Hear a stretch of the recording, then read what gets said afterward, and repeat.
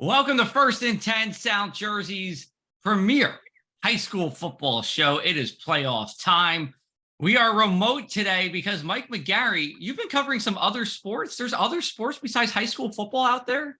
Yeah, hard to believe. I've been up in Philadelphia for the World Series games 3 and 4 on Tuesday Oh, and Wednesday. I was in Philadelphia for the rain out on Monday and headed back up for pivotal game 5 on Thursday night. But high school football stops for nobody.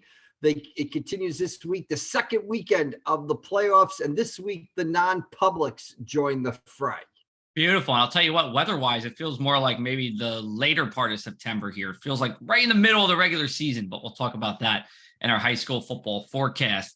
Mike, you said 11 teams from our area still remain in the playoffs here. We'll do what we did last week, and we'll go group by group. So why don't we start out with the largest group first? We'll start out with Group 5. What do we have there?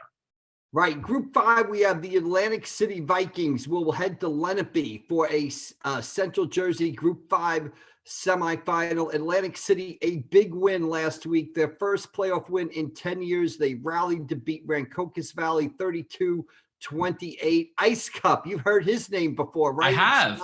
Graffinite with 2 touchdown catches in the fourth quarter as the Vikings rallied for the win. They'll be playing top-seeded Lenape on the road. Tough task for the Vikings, but they're bringing plenty of momentum into the game after their first playoff win in 10 years last Friday. So exciting times for the Atlantic City Vikings. I was in college 10 years ago still, Mike. That was a long time ago. I was at the Press of Atlantic City 10 years ago.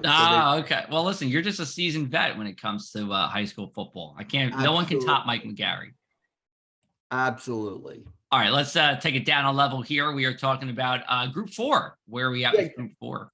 Group 4 is our group, right? That's where we have most of our teams in a Group 4 semifinal. It'll be Long Branch at Mainland Regional, 6 p.m. Friday. Your friend, Joe, Jabril Mace. Yes, my friend. Yes, rushed for 1,014 yards, scored 5 touchdowns last week in a win over Morristown.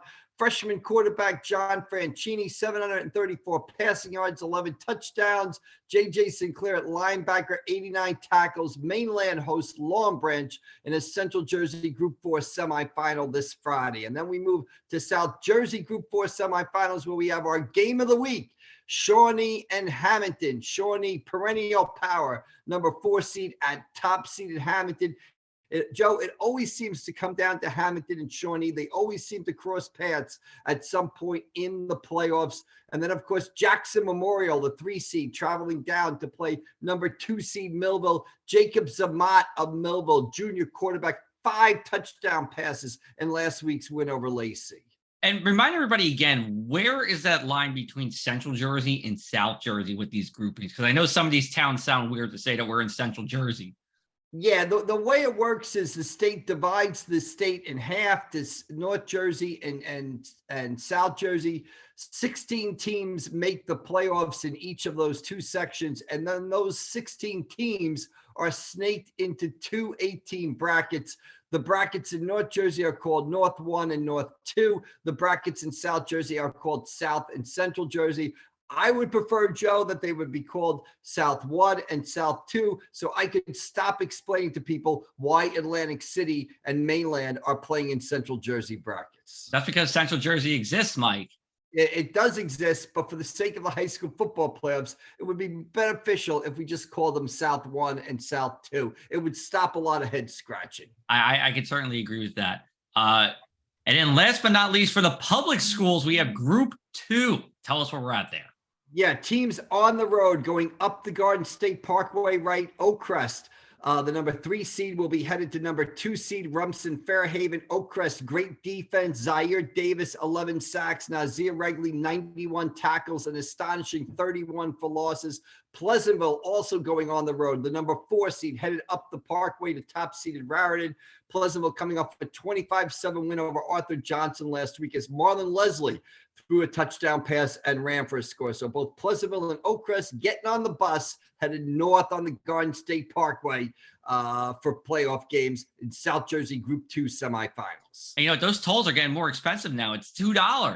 to go north on the Parkway. Maybe some sort of discounting for buses. Who knows? Yeah, that's true. That is true. Then we take it over to our non-public schools here. We have a couple of our schools in the mix for the championship. Yes, St. Augustine, Holy Spirit, and St. Joe all made the playoffs. Holy Spirit is off this week.